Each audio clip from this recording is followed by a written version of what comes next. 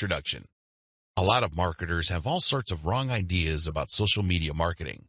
Some think that you only need to post viral content to get tons of traffic overnight. They actually believe that if you are able to pump that much traffic to your target website, a large chunk of those people will buy whatever it is that you are selling. Maybe you're selling services, maybe you're selling an event, or maybe you're selling products from an online store. It doesn't matter. According to this idea, you just need to have a lot of traffic, courtesy of viral content on social media, and you will get the conversions you're looking for. There is an assumption that social traffic, regardless of which platform it comes from and regardless of how you qualify that traffic, converts to sales readily. Sadly, none of these assumptions are true. In fact, all of them are tragically mistaken. If you believe in any of these, don't be surprised if you spend a lot of time, effort, and money, only to end up with a whole lot of nothing. Welcome to the club. Effective social media marketing can be reduced to one metaphor. Master this metaphor, and you probably will make money on autopilot with social media traffic. Screw up this metaphor or remain clueless to it, and you'll continue to struggle. You'll continue to believe that social media traffic can easily be generated through viral content. You might keep running after that unicorn, only to get tired and frustrated. It doesn't have to be this way. You just have to have the right metaphor or the right conceptual model to make social media marketing work for you. Best of all, you can make it work on autopilot. You probably have heard all sorts of set it and forget it systems. You probably bought at least one of these products. Well, they're definitely on the right track as far as their label. Social media marketing can be automated. It can be mastered to the point where it can produce income after you've set it. But getting there is another matter entirely, and that's the price people have to pay. And unfortunately, most people are not willing to pay that. They're excited about shortcuts, but they're not willing to take the stairs to get to the top. At the back of their minds, they're thinking that there has to be some sort of elevator. There is no shortcut. You have to work with this metaphor. And what am I getting at? Well, the secret to effective social media marketing is an inverted pyramid. It looks like a funnel. That is the metaphor you should have in your mind when thinking of ways to get traffic from social networks and social media platforms and turning that into cold, hard cash in your bank account. I need you to keep this idea of an inverted pyramid in your mind. It should have a wide base at the top. The top of that pyramid is heavy visibility. It has to be there. You need to be visible on the 4 major social media platforms. I'm talking about Facebook, Twitter, YouTube, and Pinterest. Taken together, the traffic volume you can get from these 4 platforms is mind-blowing. They can potentially pump a tremendous amount of traffic, but that's just part of the equation. That's just the top of the funnel. Potentially, you can push a lot of traffic from the top. That's how wide the top of the funnel is. This training will focus on these 4 platforms, but you can pretty much use the tips that I'm going to share with you and modify them to market on other platforms since many of these principles easily apply. You might need to modify them a little bit. For example, if you were thinking of marketing on Instagram, a lot of the things that I will teach you about Facebook, Twitter, YouTube, and Pinterest can be tweaked to work well on the Instagram platform. Now that you have a clear idea of the heavy visibility that you can achieve with social media, keep in mind that visibility does not mean traffic or clicks to your site. This is a myth. The visibility that I'm talking about means visibility on those platforms. When people share your content within those platforms, you can enjoy a tremendous reach within such platforms. But this does not automatically mean that when you share content on Facebook, people who see your link on the materials shared by their friends would automatically click them. Get the idea out of your head that raw visibility, or as Facebook terms it, reach, automatically translates to traffic. It doesn't work that way. Instead, you need to start with heavy content visibility on each platform. People must see your stuff there. You must achieve a wide enough reach. People may not necessarily click on through to your site, but that's secondary. At this point, you just want your brand to be visible. You just want people to become familiar with your brand. So what's the big deal about visibility anyway? You may be thinking, since visibility doesn't mean actual visitors to your website, what good is it? Think about it this way. When was the last time you saw an ad for the first time and automatically clicked it? If you're like most other people, you probably would want to see the ad show up a few times for you to become familiar with it. You might glance at it from time to time. You might read the description from time to time. But after enough showings, you might seriously think of clicking through. The same applies to your content on social media platforms. Don't expect that just because you come up with catchy titles and nice attention-grabbing graphics that this is enough for you to expect a tremendous amount of clicks to your website. It doesn't work that way. People have to be comfortable enough. Your content has to become familiar enough for them to click on it. When audience members click on the content you share through your social media accounts, they get a chance to like your page, follow your Twitter feed, pin your posts, or subscribe to your YouTube channel. They still stay on the platform, but they get a chance to subscribe to your account or follow you. This is the second stage of the social media funnel or inverted pyramid. You have to develop some sort of in-platform credibility. Your content is not just this random material that came out of nowhere. Even if people don't click on it, they see enough similarity in terms of branding, graphics, as well as other content cues so that your brand stands apart from everyone else's. Again, they may not necessarily be motivated to click, but with enough repetition through social media channels targeting certain topic categories and hashtags, your brand doesn't remain an unknown quantity. Once you have people checking your content out through your social media accounts, you can then send them call to action content, CTA. This content recruits people to your mailing list. This social content that you're sharing offers some sort of incentive. Maybe you're giving away a free booklet. Maybe you're giving away software. Whatever the case may be, there is some sort of giveaway to incentivize people to click on that link, enter their email address, and join your mailing list. Whether you use freebies, special content, special free tickets to an online webinar that's pre-recorded, it doesn't really matter. Whatever the case may be, the end game is to get people to join your list. The end game? Well, when you look at the funnel, the end game is to get people to that narrow end of the funnel. At that end, you're not necessarily getting them to click on an ad to buy something. You're doing something far more valuable. Instead, you're calling them to action so they join your list. You are converting your social media reach, meaning the top end of the funnel, to list membership, which is at the very narrow point at the bottom of the inverted pyramid. This is where the magic happens. Once people join your list because you have successfully incentivized them to enter their email on your squeeze page, you get a tremendous opportunity to build a long-term sales relationship. That's really the best way to describe it, because when people give you their email addresses, what they're really telling you is that they trust you enough to want to have a business relationship with you. This means you should not abuse that relationship. You should not send them garbage. You should not send them spam. And by spam, I'm talking about material that is not related to the topic of your list. Stay on message, because if you're able to do this, you would have a tremendous opportunity to shape the conversation and continue to sell and convert your list, not just once, not just twice, but over the long haul. There are many successful list marketers who make 7 figures every single year, and all they have is a mailing list. It all depends on how you build that list, who's on that list, and what you are selling on that list. Regardless of how you cut it, you can turn what would otherwise be a huge amount of social media reach into a loyal list. This is the secret to effective social media marketing. You probably haven't heard this before. I wouldn't be surprised, because the vast majority of social media marketing books out there try to trick you into thinking that you just need to harvest all this traffic from social media so people can click like monkeys on the ads on your website. Maybe that worked when Facebook first launched nationally. It definitely doesn't work today. Sadly, this is where too many marketers fail. They screw this up. Now that you know the secret, here's some bad news. This is precisely the point where too many marketers screw up. When they're sending social media content, they promote their squeeze page directly. Although the squeeze page gives away freebies and incentivizes people to sign up, this is too much too soon. And, not surprisingly, a lot of these marketers burn through a lot of exposure just to get people to their list. Worse yet, when these people join their mailing list, they're completely unprepared. They don't know what to expect. They're not properly conditioned. A lot of them are not even fully qualified to become list members. So what do? They end up doing a whole lot of nothing. This is actually the worst kind of list member. It's much better to just have a very tiny list, because if you have a huge list and almost everybody doesn't do anything to put money in your pockets, you're going to be paying for those list squatters month after month. Alternatively, you might attract list bouncers. These are people who join your list just to get whatever premium you're offering, download it, and then promptly unsubscribe. They have effectively bounced from your list. Effective social media marketing. Effective social media marketing means using your social media traffic and highly effective content shared on social media to build successful relationships.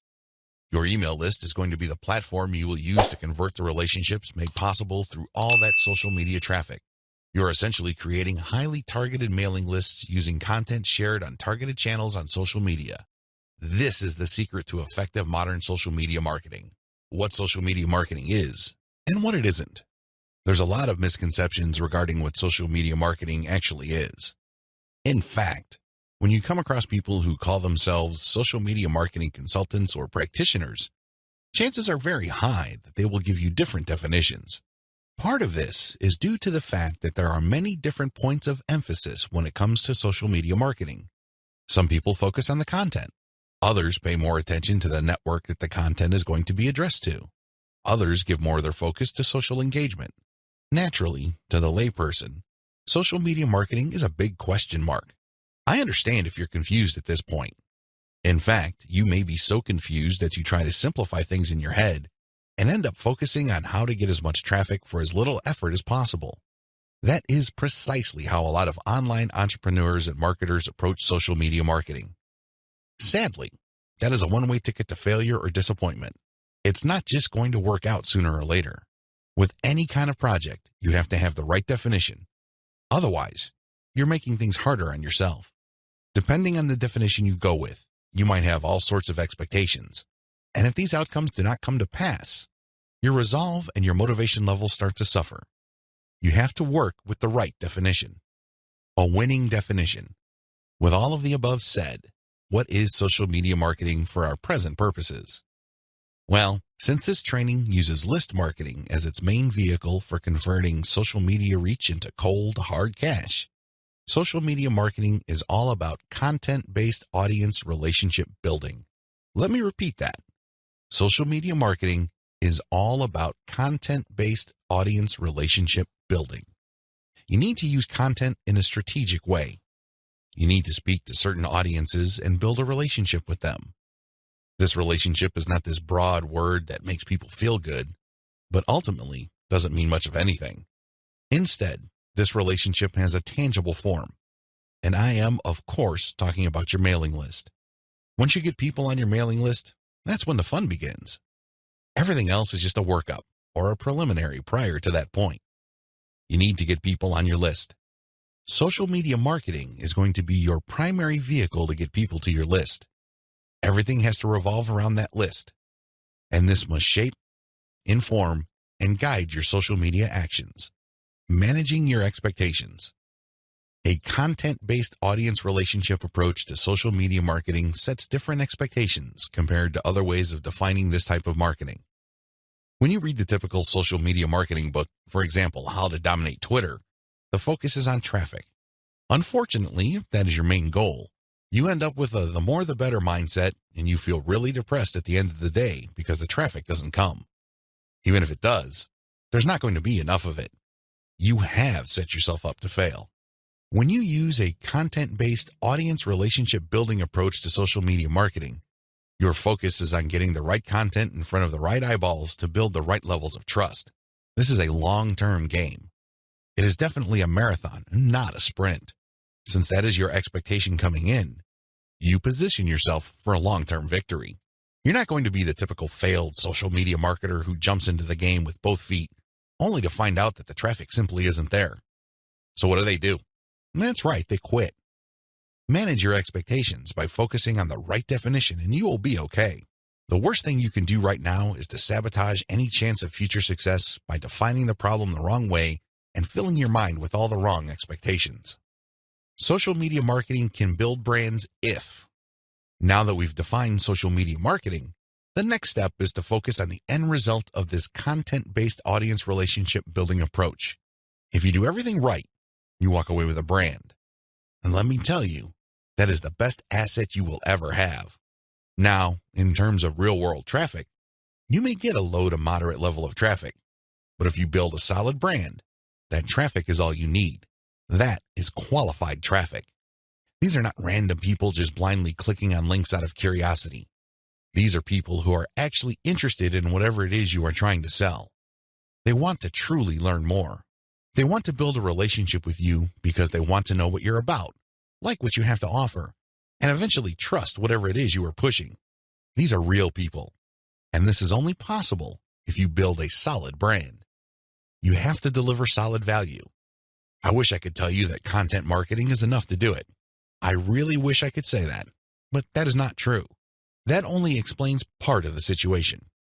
Sure, you have to deliver content that people truly are interested in, but at the end of the day, when they join your list, they are expecting and deserve value. That's how you build a solid brand. When people join your list, they will quickly find out that they did not waste their time because you send high-quality updates that actually add value to their lives. Social media marketing can explode the rate at which brands are formed. That's why a lot of people are ranting and raving about social media marketing. But a lot of them are clueless as to how to build a solid brand. Most of the time, they just stumbled into it. I'll let you in on the secret. It's all about content-based audience relationship building. There are many different parts to that equation, and I'm going to walk you through them in a practical way in the following videos. In this section, I just want you to wrap your mind around the definition and the expectations that flow from it. This is how we tightly define the project that you're going to embark on. Anything less, chances are, you're going to beat yourself up unnecessarily because you just had unrealistic expectations. This is not one of those get-rich-quick schemes. This is not one of those overnight success stories. This requires real work. This is the real deal. Are you ready for the journey? Great. Let's get on to video 2. 8 reasons why you need to do social media marketing. Just to be sure, if you are in any way, shape, or form unclear as to the value of social media marketing, here are just 8 reasons why it needs to be part of your comprehensive online marketing plan. Maybe your current plan puts more emphasis on search engine marketing. Maybe you're currently focused on outreach. Well, those are all well and good. But to really round things out and add a lot more value to your current online marketing campaign, social media marketing has to be part of the equation. It doesn't have to take center stage. It doesn't have to be your overarching priority, but it has to be a part of the total mix. Here are just 8 of the thousands of reasons why your company, regardless of its size, needs to do social media marketing. Reason number 1, social media's huge direct and viral reach. If you build a solid page on Facebook, you develop a direct reach. This means that a certain percentage of people who like your page will see your updates. While it is true that Facebook has been reducing the organic reach of Facebook pages recently, there's a workaround to that. When people go to your page, you can instruct them to like your page and then click your page's settings to show your updates first. You might want to show a video that teaches people how to do this. You might even post an animated GIF. Whatever you do, clue people in that they can fix their settings to see your updates first. Now, for people that take the time and bother to do this, you have to offer content that is really valuable. This puts the onus on you. There has to be real value on your page for them to want to do this. But you can increase your direct reach by instructing people. On top of that, when people like your content, they can share it on their wall.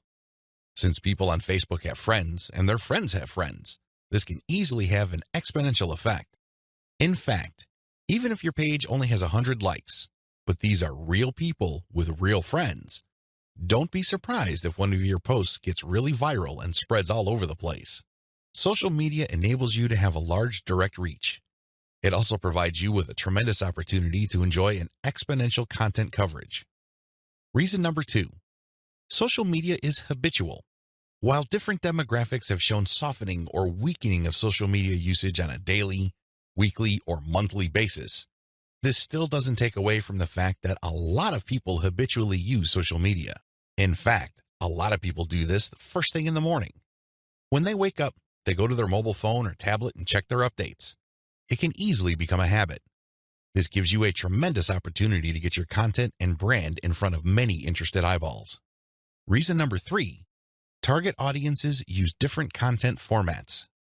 The great thing about social media marketing is that you're not restricted to just one content format. You're not restricted to video, pictures, links, blog posts, text, or audio files. Instead, different platforms specialize in different formats. And when you create content for one platform, you can easily make different versions of it in different formats to spread out to other platforms. For example, I write a blog post and post it on Facebook. I create a very attention-grabbing graphic for that blog post. So when I post it on my Facebook page, A preview of the image shows up and it grabs a lot of attention. People click on it and they end up on my website. I can take that graphic and share it on Pinterest. I can take the text of my blog post or article and create a slideshow video out of it and share it on YouTube. I can also take that video and embed it in my blog post. I can strip different parts of the article or post itself and feed it into Twitter along with the link to the full post or article. Do you see how this works? You get access to the different audiences or those different platforms by simply repurposing or recycling the same content that you made for one platform and sharing those other formats on other platforms. This increases your potential reach. Reason number 4, most social media platforms can be segmented. If you've ever been to Instagram, you know that when you see a picture, it usually has many different tags. If you've been on Twitter, you'd see that a lot of the hot tweets also have hashtags. Those tags are very valuable. When you use a tag with your content, you are essentially categorizing your content. People use those tags to search for content. This is a very powerful segmentation tool. People who are looking for cute Chihuahua puppies will use certain hashtags that are different from people looking for libertarian political posts. If you have a very tightly defined audience, social media platforms' built-in segmentation tools and features can definitely help you. You probably already know that huge audiences that are not very targeted are essentially worthless. Thanks to social media marketing segmentation features, you can get a smaller volume of people from many different platforms, but you can rest assured that these people are actually interested in whatever it is you are saying. These segmentation tools go a long way in helping you to find a very refined and well-qualified audience base. This, in turn, increases your likelihood of making a sale. Reason number 5, sharing content on most platforms can be automated. Thanks to tools like Hootsuite and Social Oomph, you don't have to worry about manually going to Facebook or Twitter and copying and pasting materials from a document or spending hours setting up your scheduled posts. You can automate your posts to publish up to 6 months on Facebook. This means that you can set up your Facebook account to post 6 to 10 or more times every day, but you don't have to babysit it because you have fed the content in. The best part is that a lot of these automation tools use bulk feeds, meaning you can format your content in an Excel file and convert it to CSV and plug into these tools. You don't have to input the materials one by one. Talk about saving a lot of time while also maximizing your reach. Reason number 6, you can run a 2-track marketing campaign using mailing lists. The heart of a content-based audience relationship marketing campaign on social media is to build a highly targeted mailing list. Now, this is not what you think. A lot of people are thinking that once they build the list, they're on their way to becoming a millionaire. Absolutely wrong. They're missing a step. When people join your mailing list, it really is a general mailing list. By general, I'm not saying that it talks about all subjects under the sun. I'm not talking about that. Instead, I'm talking about general interest in the specific topic. You really don't know yet at this point who is a buyer and who is a person who is simply looking for information and is still trying to make up their minds whether they trust you enough. You create a general list, and then eventually you try to upsell them to a buyer's list. And how do you do that? Well, you sell low-cost items on your general list. You can sell a booklet for $1. It doesn't really matter what the price is. It has to be very low because what you're really trying to do here is that you're trying to give people a means to identify themselves as a buyer, and you want to make it as smooth and easy as possible. $1 is almost an afterthought to most people. They won't think that it's too painful to buy your product. But once they get to your buyer's list, you eliminate them from your general list, and now you have a pure list of buyers. That list, my friend, is a gold mine. That's where you send your money-making updates. That's where you get people to check out your case studies and get them to pay top dollar for whatever affiliate programs or original products you are pushing on your buyer's list. This is called a 2-track marketing campaign. It's extremely powerful, and it has made a lot of people rich. But you have to step away from the very common mistake of thinking that once you get a lot of people to your mailing list, you have it made. Absolutely wrong. There is another step that you need to take. Reason number 7, your brand gets natural repetition through multi-platform marketing. Assuming that all your social media accounts on all 4 major platforms look similar to each other, you get many bites at the apple. You really do. When people run into your brand on Facebook, there's a chance they might run into your brand on Twitter. If there is enough graphical similarity between your brands, then they can see that you're all over the place and they can converse or engage with your brand regardless of where they are on the internet. Eventually, this builds a tremendous amount of familiarity and people might become so comfortable that they join your mailing list when you call them to action. The best part of this is that it happens naturally by you simply creating accounts on all the major platforms. Your brand speaks to people who are interested in your niche, regardless of where they go. Reason number 8. Save money through content repurposing. Make no mistake about it, content generation is expensive. Even if you hire highly qualified, talented, skilled, and experienced people from countries with huge numbers of people who speak English as a second language, you can still be out thousands of dollars every year. High-quality writers from places like India, Pakistan, and the Philippines may be cheaper than American writers, but their costs still add up over time. One of the things about social media marketing that really excites me is the fact that you can create content and repurpose it into many different formats. This reduces your cost. If I hire a writer from India and pay that person $1,000 a month, I can get a fixed amount of content. At this point, I can choose to pay that person another $1,000 to get even more content, or I can take whatever content he or she produced and turn them into videos, infographics, or strip them down into questions for tweets. I can turn them into diagrams. I can take the voiceover of the video that I produced and turn it into a sound file. I can even make a slideshow of those materials. Once I have all this repurposed content, then I can share them on format-specific platforms. For example, I can share the slideshows on SlideShare. I can post the infographics on Pinterest. I can post the product shots or general product pictures on Instagram. I can post the questions on Twitter. I can also post the videos on YouTube. Best of all, I can post all the formats on Facebook. Do you see how this works? When you do this, you buy content once, repurpose it, and share it so you get a higher chance of getting traffic or visibility with that repurposed content. You're not creating content constantly. In fact, the name of the game is to produce as little content as possible, but market these high-quality pieces widely.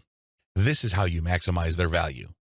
The old idea of constantly publishing content just to get a few eyeballs here and there is dead. Seriously, that's a one-way ticket to the poorhouse.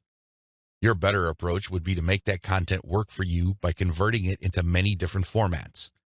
You then share these different formats on platforms that specialize in those formats. I hope the 8 reasons above are clear and that you are pumped up to do social media marketing right. In video 3, we're going to talk about picking a social media marketing campaign that is most likely to produce results for your type of online business. See you there.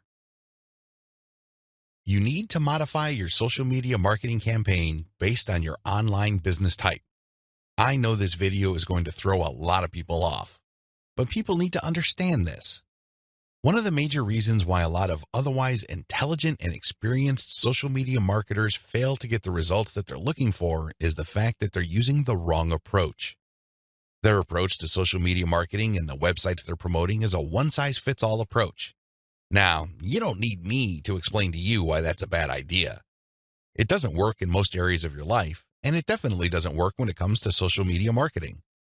You can't look at this project with the mindset that as long as you pull traffic from social media platforms, then you can use the exact same method and the exact same communication tactics, regardless of the online entity or business you are promoting.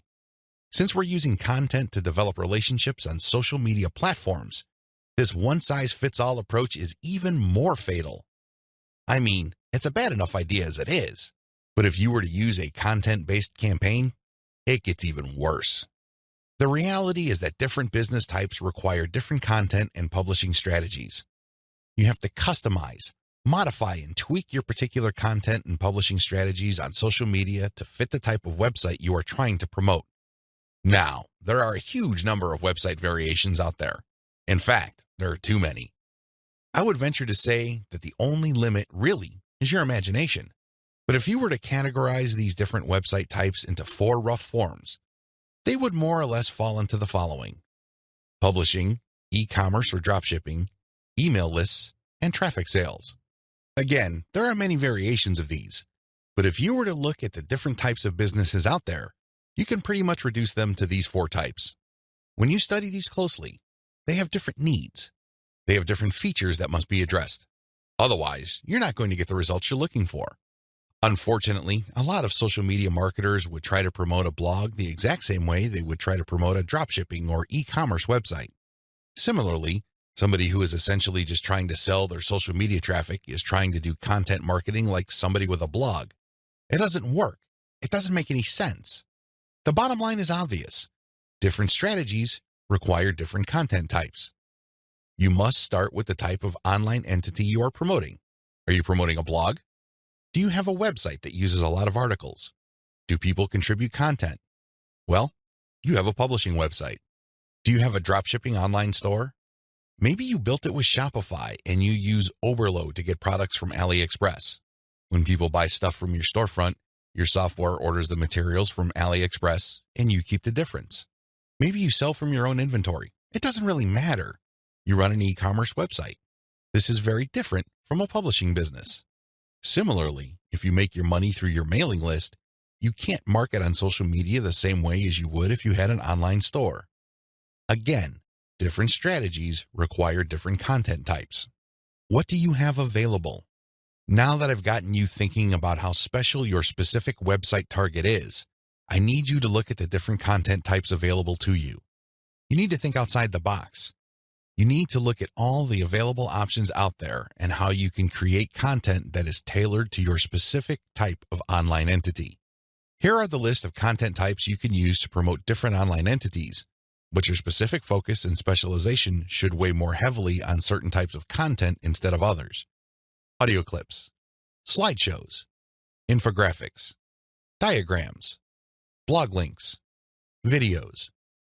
The bottom line, don't just think links. It really freaks me out. In fact, it really saddens me when I see a lot of otherwise capable social media marketers focus almost entirely on spreading their links. They think that this is the end game. Well, yes, links are important. I can see where they're coming from because when people click on a link, that's instant traffic. But you have to understand that depending on the type of target site you are promoting, you would build a tighter brand if you share different types of content. In many situations, you probably would be better off sharing more audio or infographics and diagrams than if you were sharing naked links because people are bombarded with links every single day. You have to pay your dues.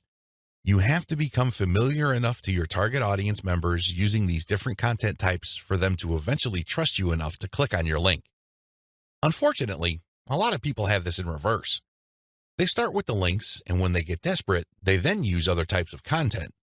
At that point, they're a day late and a buck short. Don't do that.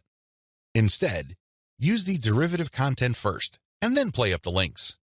Also, not all of these formats work with your particular style of website. I would suggest that you look at your competitors first and pay close attention to the type of content they are currently sharing. What kind of format do they use? Are they sharing mostly picture quotes? Are they focused primarily on video?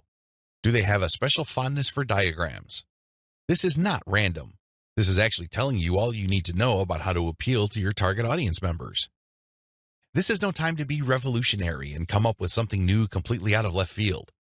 That's not going to work. There's a reason why your competitors are not doing this.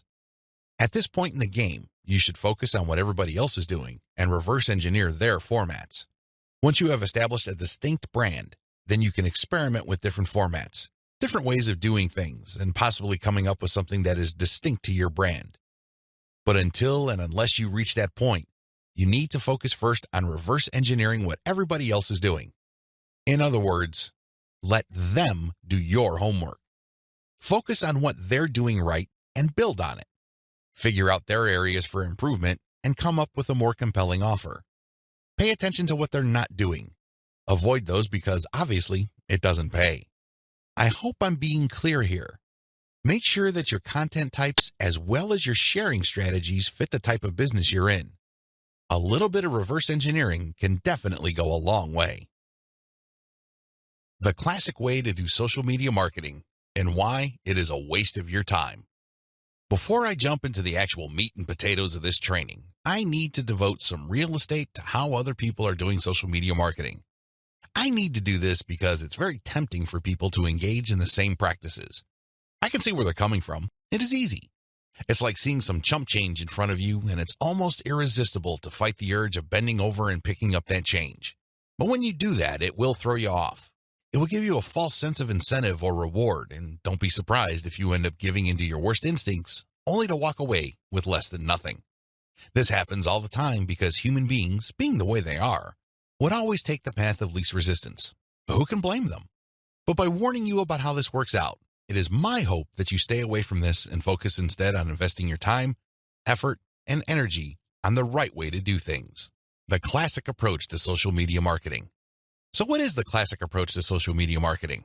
Well, it's actually quite simple. Whether we're talking about Instagram, Twitter, or Facebook, you need to only follow, like, or friend people who are interested in your niche. You connect with all these people, and then after you have followed them, a lot of them would actually follow you back. For example, on Twitter, for every 100 follows, don't be surprised if maybe 20 to 30 people follow you back. Now, this is where it gets really bad. Classic social media marketers would then spam their followers. They would just send all sorts of unrelated garbage, and then they would unfollow. Do you see the pattern? Follow, get followed, spam, unfollow. I wish I could tell you that they do this sporadically, but instead, these self-professed professional marketers use all sorts of sophisticated software to do this. Up until a few years ago, this worked like a charm. This was a great way to get a lot of Twitter traffic, but not anymore. This pattern instead can get you banned. More importantly, whatever traffic you do manage to get using this tactic is not going to be any good. Why? There's no targeting. You're not pre-qualifying these people who would follow you. The only reason why they followed you in the first place is because you followed them first. Where's the selection there? Where's the targeting there? Now, you can make wild guesses, but ultimately, it's a volume game and it leads nowhere. The return on effort is not there. I'm not saying that you can't make any sales doing this technique. I'm not claiming that. But what I'm saying is that whatever rewards you get are not offset by the wasted time, effort, and energy, as well as opportunity costs involved. You're better off using a quality-based approach. Audiences are looking for quality. The bottom line to modern social media marketing is to use quality content. Your content will speak for you. Your content will do the pre-sales job regarding your brand. In other words, your content is your representative. It speaks to the values you want your brand to be associated with. The sad reality. Even if the follow, get followed, spam, and unfollow technique still works for some people, the rules have changed.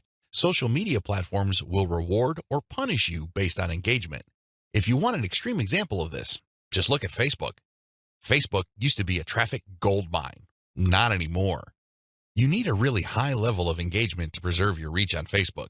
If you get normal levels of engagement, good luck. That's how bad things are, and that's why I need to take this time to spell out why this classic social media marketing no longer works. Other failed methods. I would be remiss in my duty to educate you on failed social media marketing strategies if I don't also mention other failed techniques. First, hashtag hunting no longer works. This technique involves marketers finding hashtags that are trending. They basically would publish niche-specific content, but use unrelated or irrelevant hashtags and pair them with their content. They do this because they want to hitch a ride on the upward trend of those hashtags. They know people are searching for those hashtags. They know that these hashtag trends are hot, so they want to poach as many eyeballs as possible. Unfortunately, the traffic that you get is not going to be any good. People are looking for specific types of information, and when they see that your content is so obviously unrelated, they're not going to click through. You might even get reported. Another failed method you should stay away from is influencer spamming. There are many influencers in most all niches. If you want to see this in action, go to Facebook or Twitter. There are many specialized pages and specialized Twitter accounts.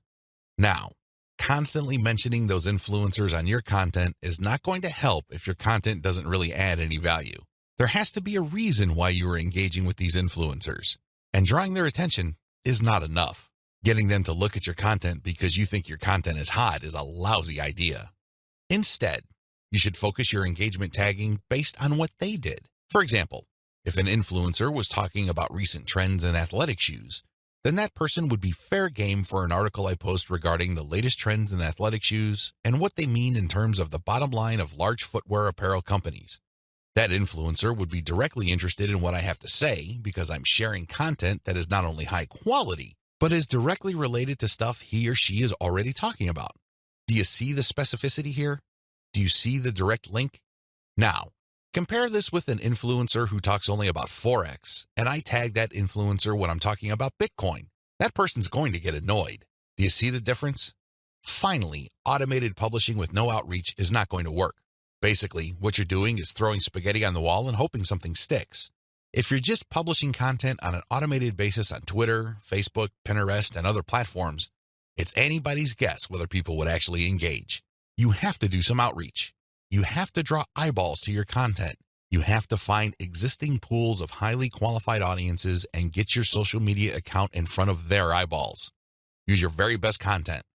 If you do this right, your automated publishing on social media will be greatly rewarded. Use a shotgun approach and you're probably going to get the same results as other failed social media marketers. 10 steps to faster and easier modern social media marketing. In this video, I'm going to give you an overview of the 10 steps I'm going to teach you in this training. This training is a product of many failed experiments. Believe me, if you've been exposed to some type of hot or groundbreaking social media marketing technique or strategy, I've been there. I've done that. This training is a product of all my experiences. I know what works and I know what doesn't. I also understand that people have different skill levels, time horizons, and project resources. I understand the limitations. I understand most people's concerns regarding social media marketing. Accordingly, I've come up with a 10-step program that appeals to most social media marketers, regardless of how small or how big their budget is, and regardless of their skill levels. If you're looking for a truly effective social media marketing game plan that you can set up to pretty much work on autopilot, this is it. Please understand that these steps that I'm going to lay out are exactly that, steps. You need to follow them. You can't skip a step. You can't assume that since I mentioned certain keywords or I'm talking about certain themes and topics that you have mastered this already. I need you to look at all this information with an open mind and pretend you are learning social media marketing all over again. If you don't have that mindset and you are all too eager to skip steps, don't be surprised if the plan that I'm teaching you will not work for you. How can it? You zip through it. You rushed. You skipped through certain key parts. You need to be patient with this program by going through each step. Don't go to the next step until you've mastered the step you're on. I know you're busy. I know you don't have the time, but you need to do this right. Otherwise, you only have yourself to blame if things don't work out. Are we clear? Okay. Here are the 10 steps to faster and easier modern social media marketing. Niche research and targeting. Content curation. Reverse engineer your competition's top content. Create fine-tuned payload content. Market your mailing list right. Unlock the power of repurposed multi-platform content. Automate content sharing. Scale up your targeting. Sell to your list differently. Reinvest your profits the right way. Those are the 10 steps. I know they sound pretty simple. They definitely appear pretty straightforward, but the devil, as always, is in the details. See you in the next video. How to do niche research and targeting the right way. I can't even begin to tell you how many times I've run into social media marketers and they automatically want to know about traffic generation. Forget about niche research. Forget about consumer intelligence. Don't worry about setting up the right site to get in front of the right target audience eyeballs. Let's just skip straight to the good stuff. That's the kind of mindset that I run into all the time. And that's why a lot of people struggle in this game. You have to understand that until and unless you find yourself barking up the right tree, you're just going to be chasing your tail. I know I'm using a lot of dog analogies, but these are the most appropriate. Most people are simply just chasing their tails and wasting a whole lot of time doing stuff that doesn't really add to their bottom line. A lot of these, and I would guess all of them, can be quickly dispensed with if people only did niche targeting ahead of time. In other words, know your audience. Since you have a clear profile of who your target audience is, the next step is to go to these different social media platforms and find them there. Believe it or not, whatever it is you are promoting, regardless of how esoteric, obscure, or weird it may be, there are already people on social media platforms talking about or showing interest in whatever you are promoting. I know it sounds crazy, it sounds weird, but it's absolutely true. Your job as a marketer is to find those audiences on these social media platforms. The way to do this, of course, is to identify your business's target audience. Sadly, most marketers don't even bother with this. Instead, they just look at social media marketing as a simple task of finding traffic. That's it. That's the name of the game. That's all there is to it. If you want to be successful, you need to be clear about who your target audience is. And believe me, this is not always easy. You're going to run into the temptation of making educated guesses about who your target audience members are. Most of the time, that doesn't work. Thankfully, there is an easier way. The more you take random shots in the dark, making all sorts of wild guesses, the more money and time you will lose. There's a shortcut here. Find your competitors. Seriously, just find them. And let me tell you, regardless of how weird, esoteric, or seemingly unknown your niche is, there will be at least one competitor on social media. Find that organization or business and let them do your niche and target audience research for you. Since they've already started and are already speaking to your audience, find out who your competitors are and look at their social media profiles. Reverse engineer who they're following. Pay attention to who they're targeting. Look at how they categorize themselves. In the most simplest terms, pay attention to the hashtags they use with their content. These clues should be enough to give you an idea of where to start. This way, you get a head start. You're not completely stuck in the dark and absolutely clueless as to what to do. Instead, you have some objective, tried and proven information you can work with. Pick your target niche. You have to remember that every business can be positioned in at least one of two ways. The bigger your niche, the more angles you would have at your disposal. You can look at different subsegments of your niche. You need to understand how this works because you might think you have a clear niche, but it may well turn out that there are many different layers or tiers to that niche. There might be different subsegments there. You should have a clear understanding of what your niche is generally and what subsegments exist within that larger niche. Again, you can reverse engineer your competitors to take a stab at this. Regardless, you need to do this. You need to get this information. Now that you have an idea of what your target niche is, go to the different platforms like YouTube, Facebook, Twitter, and Pinterest. Now, look at whether these places have sizable content areas or messaging areas like Facebook pages, groups, Google Plus communities, Twitter hashtags, Pinterest pinboards, and existing YouTube channels. Pay attention to these places and see if your niche is big enough on those different platforms. If you notice that a particular platform doesn't really feature that much content for your specific niche, this is a red flag. The demand may not be there. The audience size might not be worth your while. On the other hand, if you see there's a lot of videos regarding the topics that you're going to be hitting, this may be a good sign. But you need to do another level of analysis. Pay attention to the number of competitors you have. If there seems to be a huge number of competitors fighting over the same niche, then this is going to be a problem. But if it turns out that there's a lot of content targeting your niche, but they're only produced by a handful of people or organizations, this is an encouraging sign. Also, pay attention to how active your target audience members are. Look at the content that's being shared regarding your niche. Do you see a lot of engagement? Do people share this stuff? Is this hashtag quite prevalent? Look for these and other objective indicators of activity. When you wrap your mind around these indicators, then you should have a clear idea of whether you should target your niche at a particular platform or whether you should ignore a platform altogether. List out your niche indicators. While you're doing reverse engineering, pay attention to how your niche is indicated on platforms. These involve hashtags, categories, keyword targets, labeling patterns, and tags. Use these to do the analysis I described above. Again, in any niche, there are sub-niches. So your goal here is to find a sub-niche or a way of positioning your content so you don't run into a ridiculous amount of competition. You're still tapping into a sizable pool of demand, but you're not making things impossible for yourself by running headlong into well-entrenched professional competition.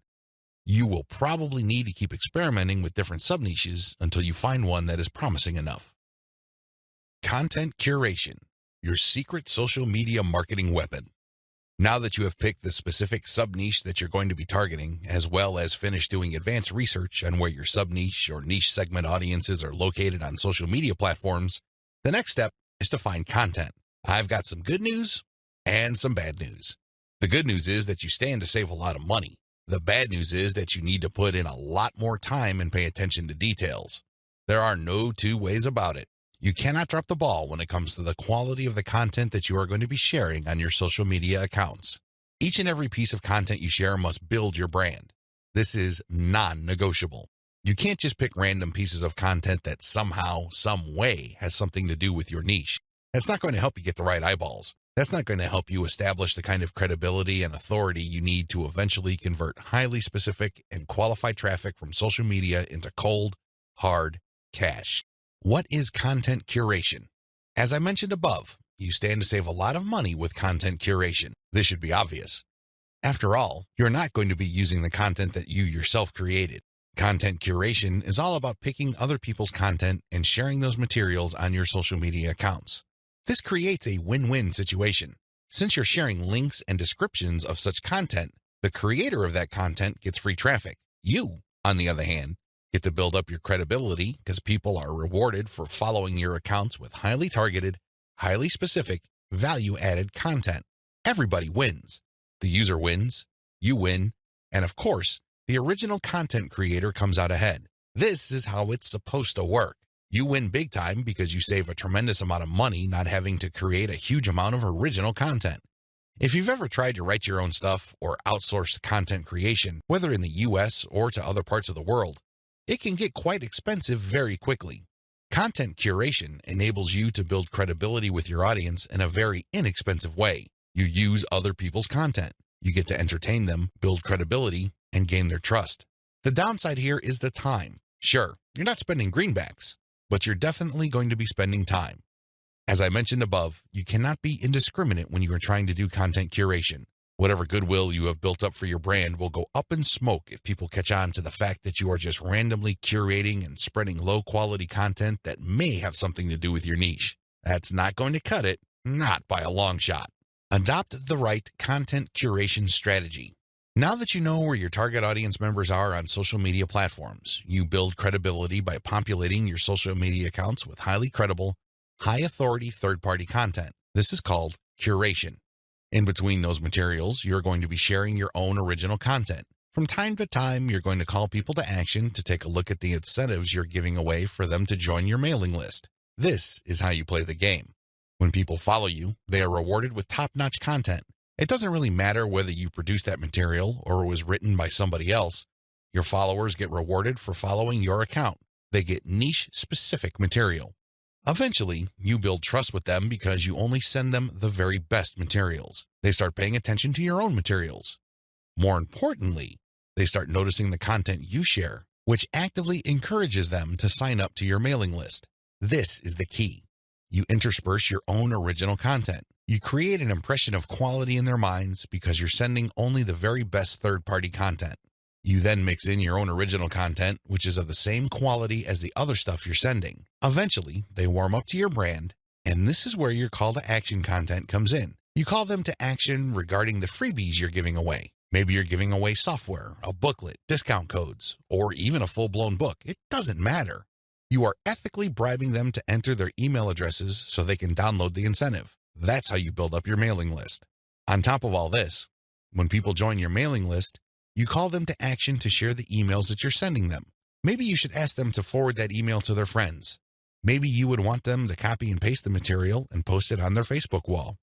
The best part to content curation is that it's very easy to automate. Seriously, this is one way of content promotion that is very automation friendly. You only need to get the URLs of the third-party content that you're curating and plug them into an Excel sheet. You then convert the file into a CSV file, which is then imported by social media scheduling tools like Hootsuite and Social Oomph. You don't have to manually enter anything. You don't have to schedule everything by hand. You can do all of this through software. Isn't that awesome? You get to build credibility while at the same time minimizing work.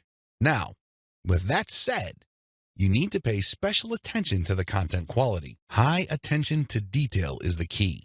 You have to resist the temptation of running basic keyword searches on Google or on social media platforms and grabbing anything that is somewhat related to your niche. That is a one-way ticket to brand destruction. You worked hard to build your social media brand.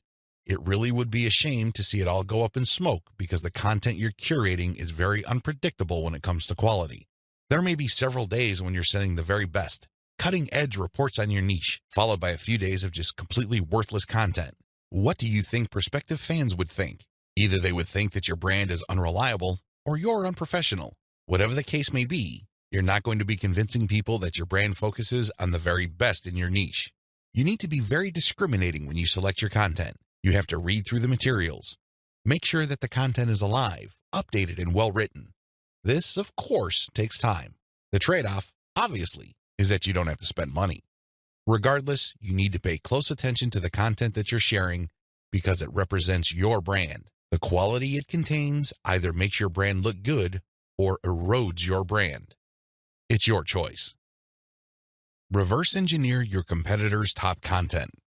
In the previous video, I mentioned that you're going to have to mix in your original content. Now, the question that's probably on the top of your minds is, how do I know which content to produce?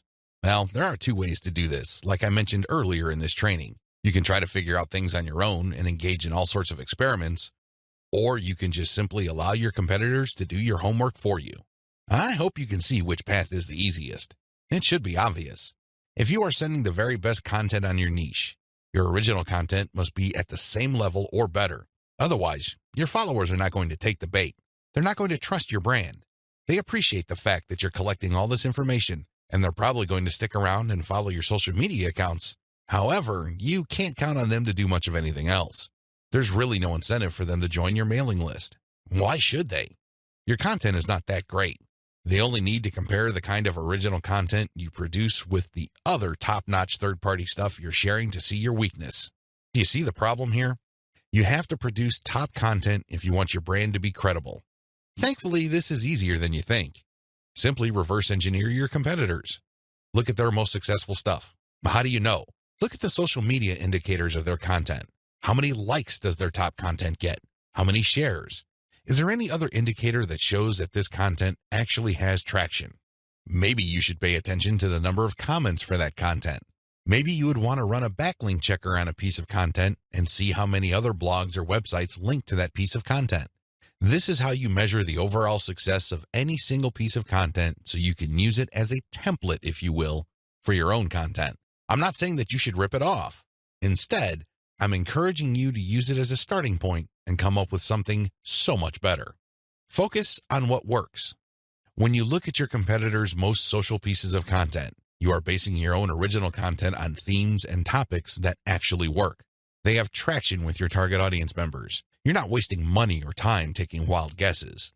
This is one of the most common mistakes social media marketers make. They think that they have the best ideas regarding hot content in their niche, so they come up with all sorts of content that they think is just plain awesome, only to fall flat on their faces.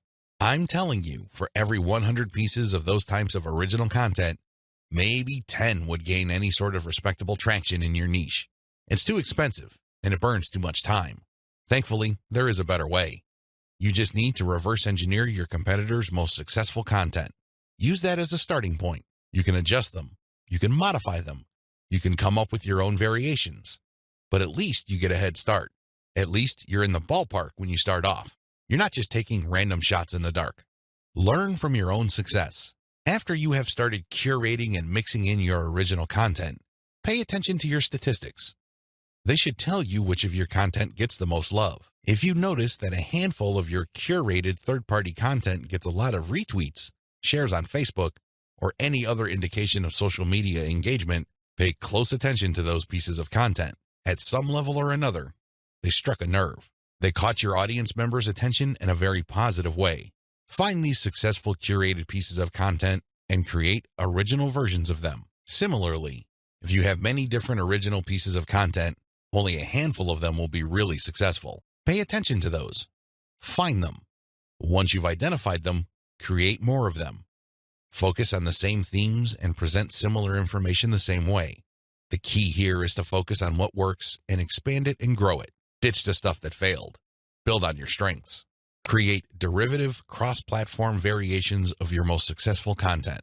Now that you have a clear idea of how to create content that has proven traction, don't just keep reverse engineering it. While you need to continue doing that, you also have to do something else. Create derivative or cross-platform versions. For example, one particular type of blog post does well on all your social media accounts. Identify its themes, pay attention to its patterns, and come up with another blog post. See if that works. If you achieve the same level of success, you're onto something. This is not a fluke. This is not a one-time thing. You have struck on a theme that your audience members readily enjoy. The next step is to take things to a whole other level. Instead of just cranking out yet another blog post, create videos about that theme, make specialized diagrams, produce infographics. Take these materials and share them on social media platforms that specialize in those formats. For example, for blog post URLs, share them on Twitter and Facebook. For videos, share them on YouTube. For diagrams and infographics, share them on Pinterest. Drilling even deeper, look at your hottest blog posts and strip out key questions and use these as leads or titles for tweets. Tweet the same content several times over the course of a week. Of course, don't drop it all in 1 hour, but space them out. Still, when you use the right questions, you become very visible on Twitter. Pair these with the right hashtags. The bottom line, the great thing about content curation is you save a lot of money, but you are also positioning yourself to build on your strengths. You focus on things that you're doing right and figuring them out so that you can predictably produce successful content. Now, this is not going to happen overnight. You have to keep experimenting until you find the right themes that consistently work with your audience. Fine-tune your payload content. As I have mentioned previously, you can come up with your very own content based primarily on the social signals of the top-notch third-party materials you are curating. Put simply, when you are going through your research, you will keep coming across certain pieces of content which get a lot of engagement on social media. These are all the objective indicators you need to understand that you are looking at high-quality, high-demand content. At that point, you can come up with your own version of that content. You can use it as a template, so to speak. Another approach would be to just do curation first. You just take all the high-quality third-party content with great social signals and put them all on auto-publish on your social media accounts. You run this curation campaign for several weeks. Soon enough, you will see a pattern. Eventually, you will see that some of these materials get a lot more engagement than others. At that point, you can then come up with your own version. Personally, I pick my own content using both methods. If I'm in a hurry to get people to sign up to my mailing list, I do the first method. But if I'm unsure about the niche or I'm still trying to feel my way around in terms of understanding my audience, I would stick to the second method. There's really no one right answer. It really all depends on your situation. The great thing about the second method is that you are picking out your original content strategy based on what actually works in terms of your social media accounts. You have to understand that even though high-quality third-party content may have a lot of objective social signals, those signals may have been generated in different contexts. Maybe the original publisher was doing something that you may not be doing. Do you see how this works? Still, you can definitely do the first method if you're in a hurry. But if you have some time to spare, you might want to try the second method. Do curation first, let it run, and then pay attention to your statistics. You should be able to see a pattern. In fact, based on my experience, content that tends to do well often falls within a narrow range of themes. In fact, in some of my campaigns, almost all of the content that got a lot of love from the internet was focused on one question. That's how focused your audience's needs may be. You should pay a lot of attention to the following. Look at the engagement of the content and the click-through. A lot of social media marketers drop the ball at this point. They think that it's all about engagement. I'm telling you, regardless of how many likes, shares, or comments a piece of content gets, if people don't click through, those engagement signals are not worth much. Remember that at the end of the day, you want traffic. That's the whole reason why you're doing this in the first place. Getting caught up in how many shares, likes, or comments you get is not going to do you any good. You have to always pay attention to the click-through. There has to be some sort of ratio between total engagement and click-through. The higher the ratio of the click-through, the more attention you should devote to a piece of content. Study high click-through and high engagement content closely. Now that you have identified curated content that performs well, the next step is to analyze them with a fine-tooth comb. Ask yourself, what problems are people interested in when they read this piece of content? How are these pieces of content positioned or presented? Do they use some sort of emotional headline? Do they use subheadings that ask questions? Do they drag the person along? Or do they just lay out the information dead center? Pay attention to cosmetic issues. People do judge a book by its cover, and blog posts and articles are no different. How are these materials formatted? Do they have big pictures? Do they have header pictures? Do they use diagrams? What are they doing exactly? Once you've answered all these questions and you're comfortable with the answers you got, the next step is to create your own content specification sheet. This is going to be your template. Now, make sure that you're not just basing it on one successful piece of content. That third-party content might be a fluke. The company behind it might just have gotten lucky, and for some reason, that piece of content went viral. That's not going to help you. You have to base your template on the success of many different pieces of curated content. This way, you can be more confident of the fact that even if you barely comply with all the specifications, you would at least get some decent and positive results. Using the information above, Create payload content. Now that you have gotten your template together, you need to create your own high-quality, high-engagement original content. This content is going to be used to sell people on your mailing list. When they read this content, they're supposed to get excited about joining your mailing list. This is content that is most likely to be credible and most likely to be shared. Are you excited? Well, don't get too excited. A lot of people jump in with both feet and they end up sabotaging themselves because the payload content they create looks like an advertisement. That's obvious spam. Nobody's going to trust you with that. You're obviously trying to pull tricks and play games. That's not going to work. Instead, the content must be informative. Think of it as an infomercial. You're selling something, that much is obvious. But people have to walk away with solid value. You have to walk that tightrope. There's a thin line between shoving stuff down people's throats and providing solid value without asking for anything in return. You have to come up with a decent compromise between the two. The bottom line is, whatever you do, the content you produce must be valuable. It must add value to the lives of people reading your materials. That's how you build credibility. That's how you get people to get excited about your mailing list. Remember, your list is supposed to add value to their lives. It's going to be very hard to give that impression when the content that you share is worthless. I hope you can see that. I'll see you in the next video. Market your list right. Now that you have figured out your payload content, the next step is to understand what kind of giveaway you're going to have to use to get people to sign up for your mailing list. In an ideal world, people can see the value you bring to the table.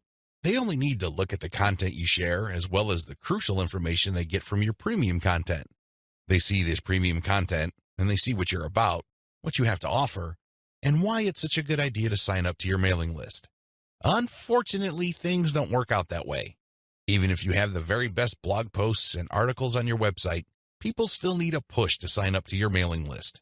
This is where incentives come in. You're going to offer free, high-quality premium content, but you're going to repackage it in a way that people would appreciate. Maybe you put in a book. Maybe you come up with some sort of cheat sheet or resource sheet. Or perhaps you can strip it all down into a booklet or even convert it into software form. Whatever the case may be, this premium free giveaway content is going to act as an incentive for people to join your mailing list. They get a copy of whatever it is you are giving away for free in exchange for their email. I call this an ethical bribe. You're bribing people to sign up to your list. Normally, they wouldn't. Only a very few people would take the time and bother to sign up for your list, regardless of how awesome your blog posts and articles are. That's just the reality. Finding out what to use as an incentive. I hope you can see the logic behind giving away freebies so people can sign up to your mailing list. People need a push. People need some sort of extra sweetener to get the deal going. They need something extra to get them off the fence and onto your mailing list. Now, the next step is to figure out what kind of incentive to give away so people would join your mailing list. The good news is, you don't have to start from scratch. You don't have to take wild guesses. You don't have to take shots in the dark. When you pay attention to your top-performing original content, you should have all of the information you need to come up with a compelling incentive. For example, if you run a gardening blog and you notice that a lot of people click on share and otherwise engage with your content on tomatoes, it's probably a good idea to come up with a free giveaway book on how to build your own inexpensive tomato greenhouse. You see how this works? Pay attention to your best-performing original content. Look at the questions they answer and look at the questions they fail to answer. This way, you can use your popular content as a launching area for your incentive content. You let your readers know that if they need more information, and they will because the content that they're enjoying or missing certain items, they should click on this link. That link, of course, is your squeeze page. The squeeze page advertises your giveaway and lists out the reasons why people would want to download that giveaway. It's pretty straightforward. You're just offering premium content that your other freely available content is already pointing to. They're pointing to that content because they don't contain that material. They do a good job of building credibility and authority. They do a great job adding value to the lives of your readers, but it's also obvious that there are certain parts that are missing. For those extra materials, they have to sign up. It's absolutely free. It doesn't cost them a dime, but they need to sign up to your mailing list. This is how you set up your mailing list. It has to be closely tied to your premium content. Coming up with incentives or freebies that look like they came out of left field because they're unrelated to whatever it is you're currently doing is not a good idea. Chances are quite good that you're going to fail. When you come up with incentive content that is directly related to the materials you're already sharing, you create a feeling of value. There's also a feeling of exclusivity. After people have seen your content and have become aware of what you are and what your brand is about, you let them in on a special premium. This is a special deal that other people who haven't accessed your brand have no idea about. Position all your original content to push your mailing list first. To play up the value of your incentive content, you first have to promote the value of the mailing list. I know this sounds counterintuitive, but if you think about it, it makes all the sense in the world because, in reality, it's the mailing list they're signing up for. The freebie that you're giving away is just a bribe. It's intended to get people to enter their email address and nothing more. If you were to use all your original content to play up the fact that people can get this additional content, don't be surprised if people sign up to your list and quickly unsubscribe because they really don't care about your list. Again, you're walking a tightrope here. On the one hand, you want people to get excited about the premium you're giving away for free in exchange for their email address. On the other hand, you want people to see the value that they would get by being members of your mailing list. This is how you should play it. All your original content should push your mailing list first. I'm not saying that you should not tie it into the incentive, but your original content should highlight the fact that when people join your mailing list, they will continue to get valuable information. This is the key, because when you use your tried and proven content to push mailing list membership, people are less likely to join your list and immediately unsubscribe. They are aware of the value that the list can possibly bring to their lives. You then play up the premium content as part of the membership. In other words, it's an extra. It's not the main focus of the list. Keep the list separate from the premiums you use to get people to sign up to your list. I hope this is clear because you want to play up the list first, but it must be obvious that you are using the premium content, whether it's a free book, a booklet, a cheat sheet, some sort of pre-recorded video, or something else, as a means to get people to make a decision. That's the bottom line. You want the incentive to push people to make a decision to join your list, but all your original content, and your website by extension, should push the reader to see the value of being a list member. A lot of social media marketers completely blow this. They think that it's all about marketing the incentive. Well, to continue with the example I raised earlier, what happens after you get people to sign up to your list in exchange for the greenhouse guide? That's right, nothing. Why? You played up the value of the greenhouse guide to such an extent that people are clueless as to what other value they would get from your mailing list. Indeed, don't be surprised if people start reporting your list as spam after you start sending them updates. They were so focused on getting the free book that the updates from your mailing list completely took them by surprise. This happens all the time because of faulty messaging on your blog or website. You cannot afford to play the game this way. You worked hard to pull all this social media traffic to your site. You spent a tremendous amount of time, effort, and resources to build a solid brand. Unfortunately, you're dropping the ball if you market your mailing list this way. You must sell the list first, but the incentive must be used to push people to make a decision. This is the proper order of priority. Anything else will fail. Set up your squeeze page for maximum social appeal. As I mentioned earlier, you should use your content to push your mailing list. You should use your content to upsell your squeeze page. But this doesn't mean that you can get away with badly designed squeeze pages. It's not going to cut it. Your squeeze page must be well designed. After all, this page is a specialized recruitment page. When people get on this page, you have to make the case as to why they should join your list, and not just for the incentive. While the incentive takes a big chunk of the real estate of a squeeze page, you should be clear about the fact that people are signing up to your list. With that said, you have to make your case. Why should people bother with your updates? Why should people stay on your mailing list? What kind of value would they get? Remember, people are always asking what's in it for me. Your squeeze page must answer that question effectively, clearly, and powerfully. Your squeeze page must be well designed enough to be able to make that connection, while at the same time, it must be easy to market on social media. Maybe you should have a graphic on your squeeze page that can be easily posted on Pinterest. Maybe you should have a video on your squeeze page that can be easily shared on YouTube. There are many ways you can go with this. What's crucial is that your squeeze page must be social media ready. At the same time, it should also do a good job of recruiting people. Set up the right confirmation page. When people join your list, thank them and make them feel welcome. You also have to clue them in regarding the content they should expect to receive. Make them feel that they just did the right thing. Make them feel that they solved a major problem. Not only do they get access to the digital freebie you're giving away, but they're also going to be receiving valuable information regarding a particular topic that they have problems with. This is how you sell the list. Simply hyping up and over-promoting the premium is not going to help you convert social media traffic into cash. That's just not going to happen. You have to sell the list. You have to build trust in the list. Unlock the power of repurposed content. I've already described this in an earlier video, but this topic is so important it deserves its own standalone video. When you create original content for your blog or website, you already know that this content has some sort of traction in your niche. You already know that there is a significant amount of demand for this particular type of content. Not only did you base your decision on the social signals of your reverse-engineered competitors' content, but you're also picking out content choices based on your own statistics. In other words, you're basing your best content on tried and proven material. You're not taking shots in the dark. You're not taking wild guesses. You're not crossing your fingers and hoping that something sticks. Instead, you have based your decision on what actually works. Congratulations! But you shouldn't stop there. Once you have noticed that this content really performs based on the amount of clicks as well as the social media engagement it gets, the next step is to repurpose that content, turn them into other types of content, and reshare them on platforms that specialize in those content types. For example, if your blog post is getting a lot of retweets and clicks, you might want to strip the blog post into questions. This isn't all that hard because if you look at any type of content, it consists of answers to questions. The questions may not be obvious. The questions may not be plainly stated, but the content is meant to address certain concerns. These concerns can be reworded into questions. Strip your most powerful and best performing content into a series of questions. Each question then is linked to the article or blog post that answers it. Tweet these and pair them with niche-specific hashtags. By using automation tools, you can rotate different questions that essentially promote the same piece of content.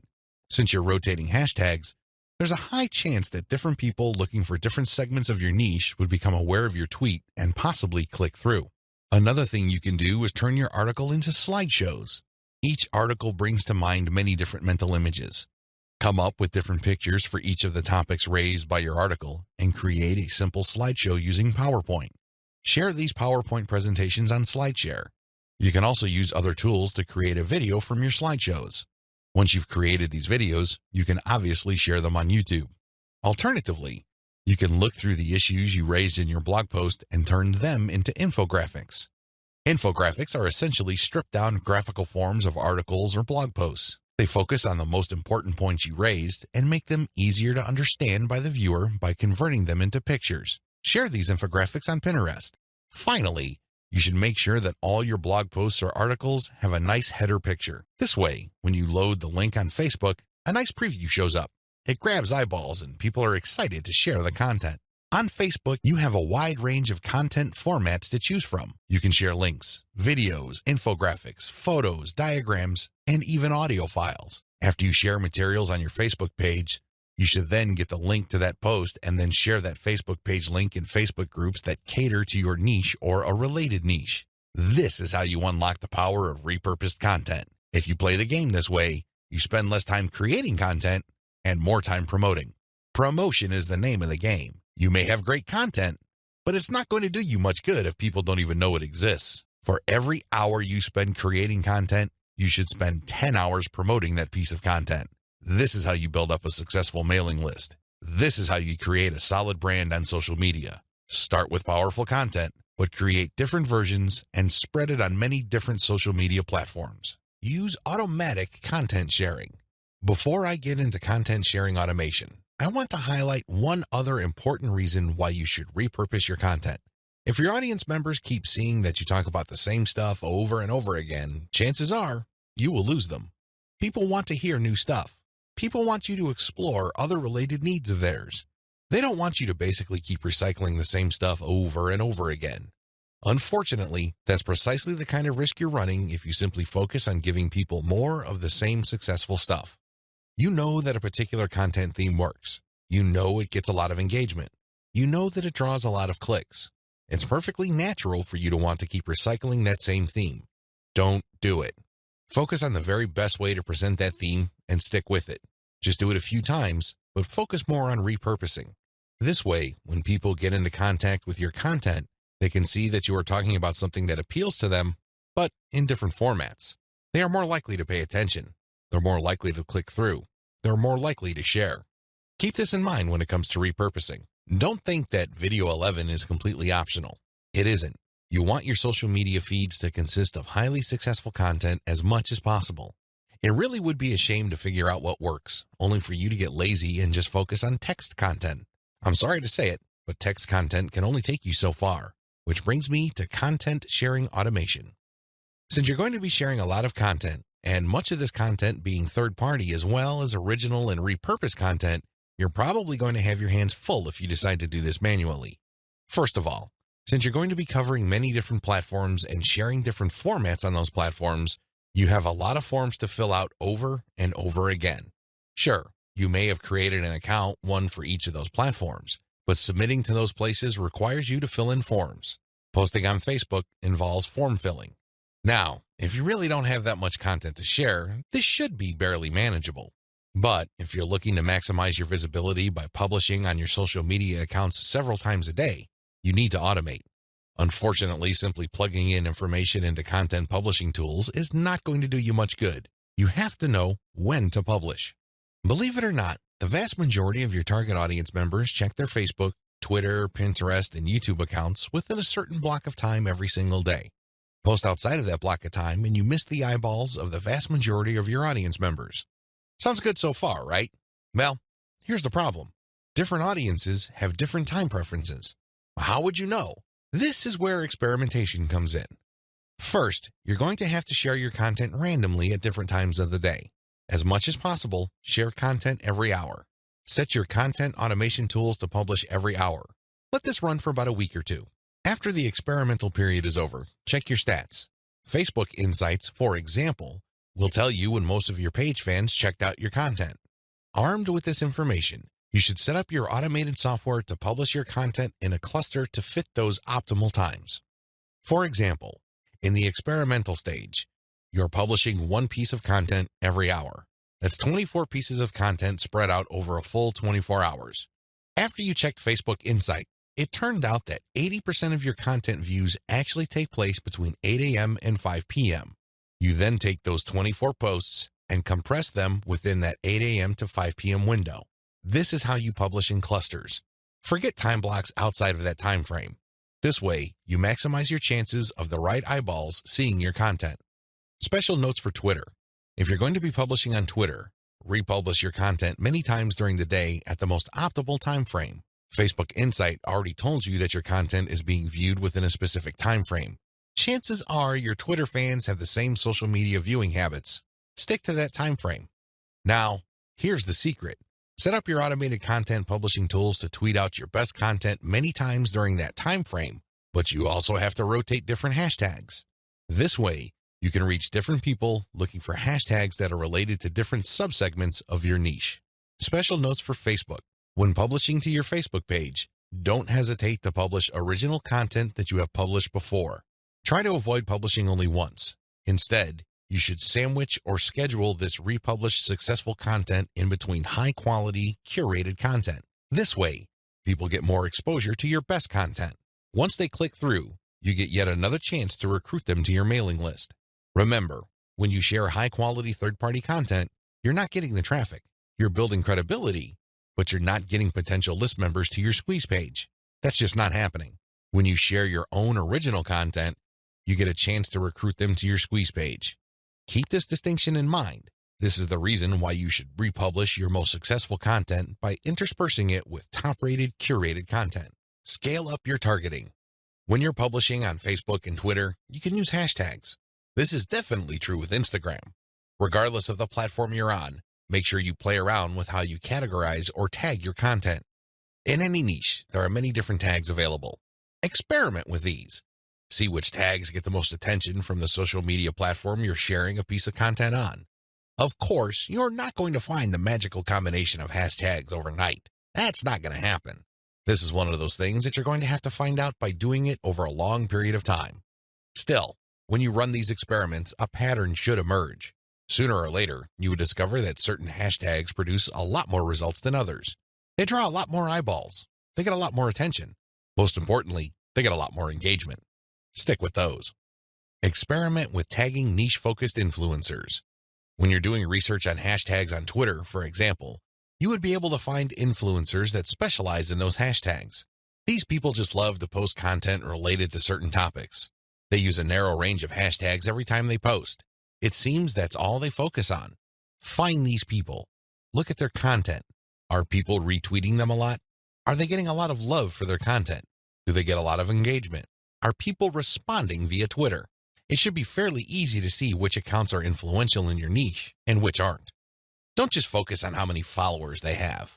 Instead, look at the total amount of engagement they get, and also pay attention to the ratio of followers they have to the number of accounts they follow. For example, if I find Mike Smith to be a big poster in my niche because it seems that he just seems to rotate among the 10 hashtags that are most relevant to my niche, I look at his followers in relation to the number of accounts he's following. If he's only following one person, yet he's being followed by 15,000 people, Mike Smith might be an influential person. I say that he might be because I'm also going to have a look at the engagement levels of his posts.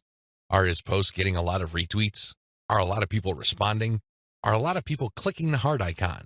If his content has these factors, then his account is probably worth following. Most importantly, you should tag influential people on Twitter when you post.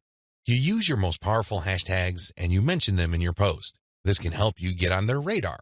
These people would be put on notice that you are also sharing content that is similar to the stuff that they are interested in. If they check out your stuff and they like what they see, don't be surprised if they share your content with their following.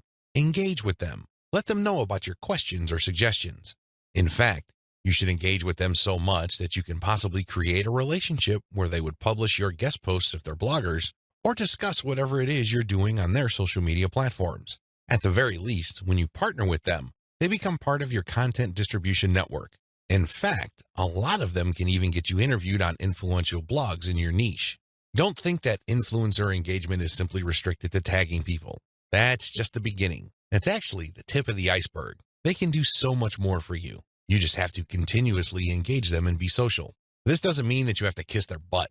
This doesn't mean that your stock response to all of their posts is amazing post or great post, I love it. That's not going to work. That's not going to push the ball far enough. You have to actually engage. And oftentimes, this might seem like you're criticizing them. This might seem that you are offering a negative view, but you need to get their attention. You need to bring home the point that you actually know your stuff and that you are also credible in the same niche space. That's how you get them to take you seriously. That's the kind of engagement that builds respect.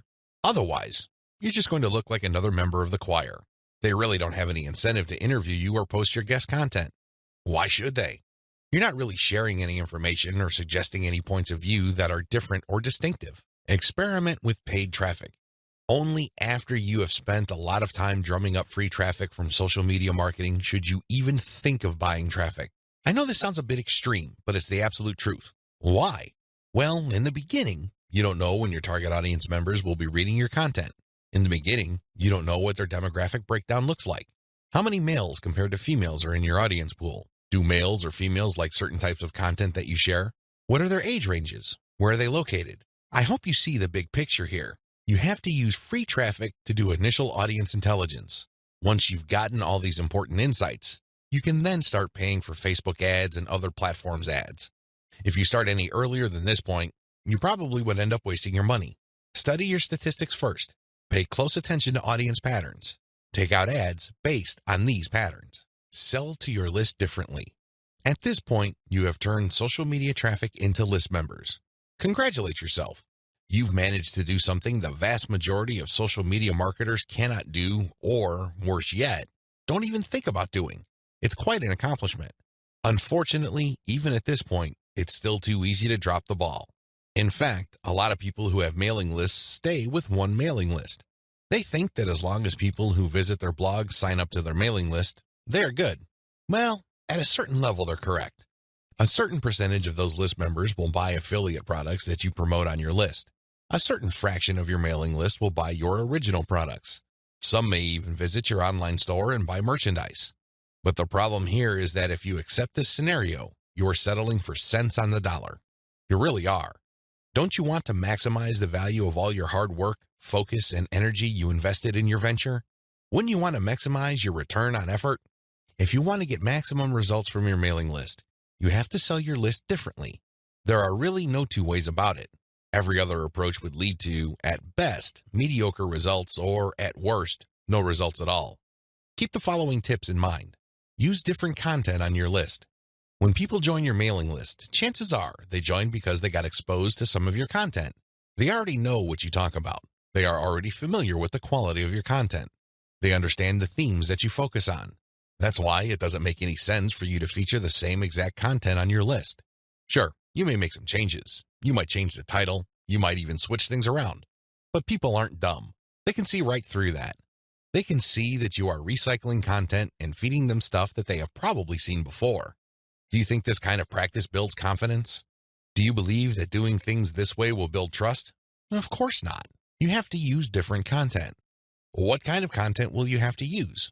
Well, first of all, you already know what your most popular pieces of content are. Start with these. No, I'm not talking about republishing them.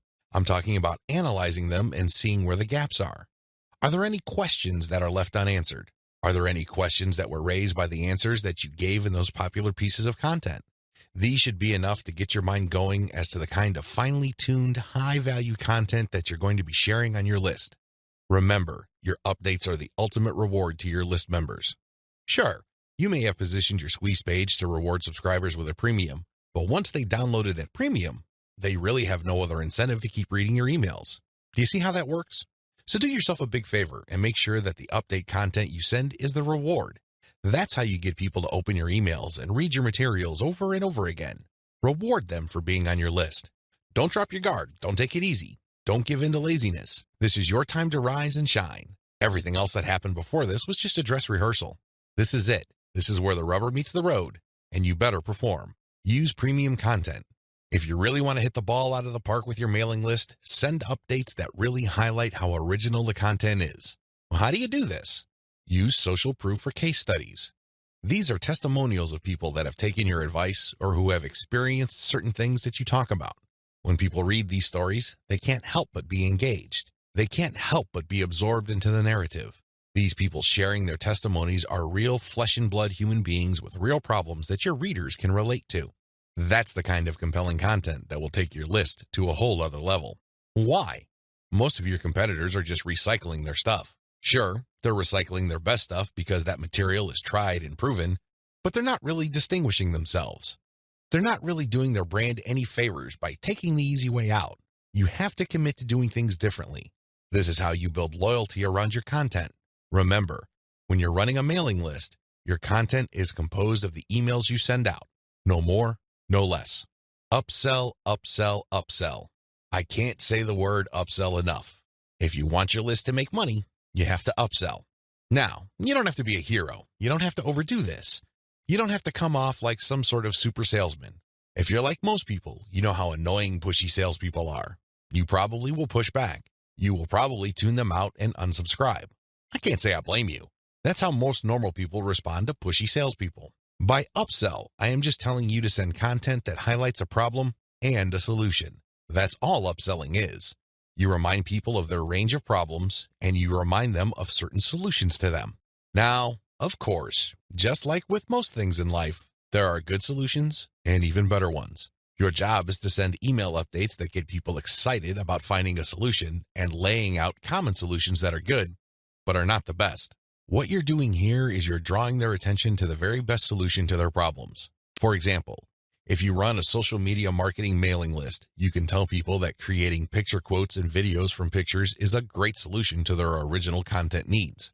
But an even better solution would be to automate these materials where people just click on images and all of a sudden, a video is created. It saves a tremendous amount of time, effort, energy, and most importantly, the created video would then automatically be uploaded to their social media accounts. That's the kind of distinction between good enough solutions and obviously superior solutions. That's how you upsell people to your list. You're still providing value. You're still answering their questions. You're still addressing their needs. But you're laying out a range of options. They can try to do things on their own or try to do things the way most people handle the problem, or they can try something else. When they look at that something else, that's when you sell your affiliate product, your original product, or your service.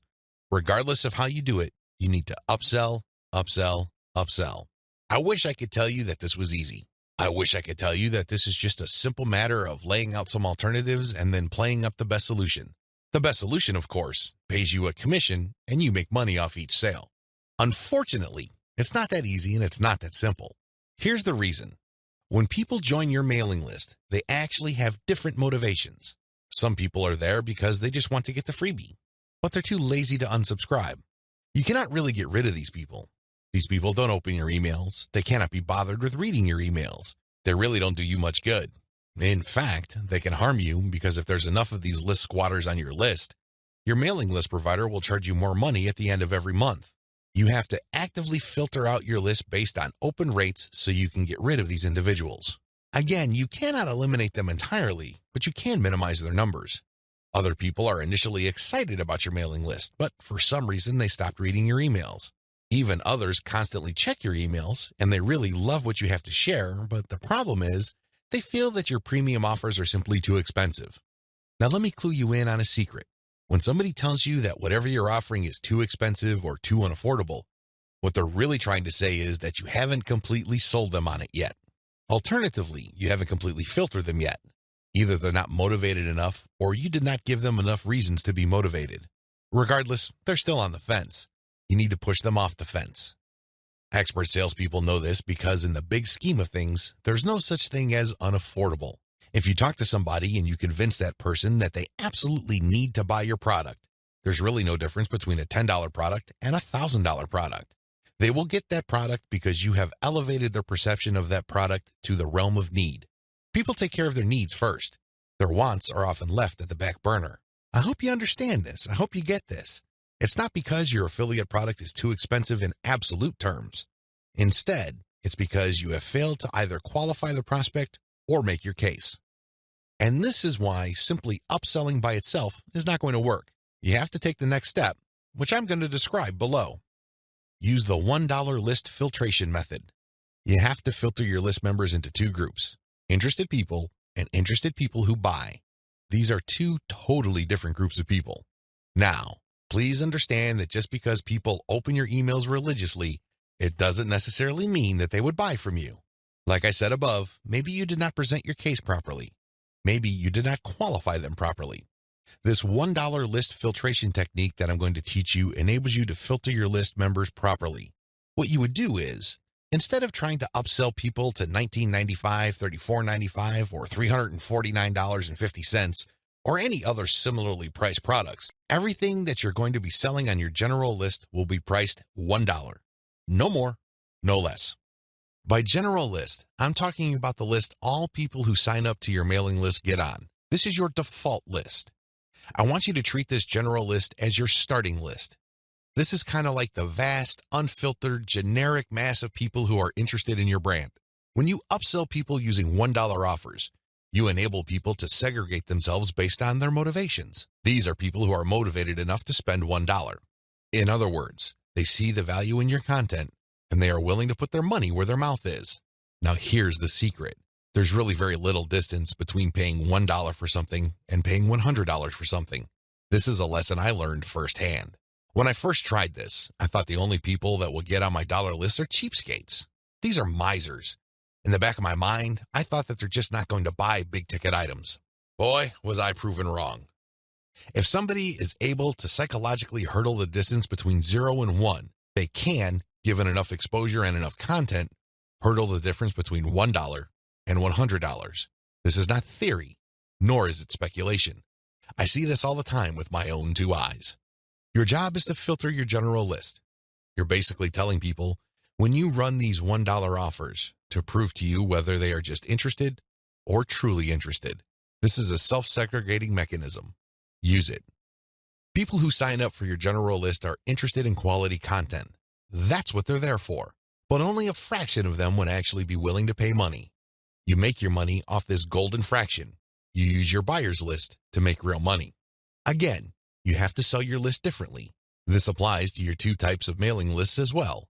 Your general list, they get quality information that is distinctive like social proof and case studies along with upsell messages. Your buyer's list, on the other hand, gets more in-depth material with higher value upsells.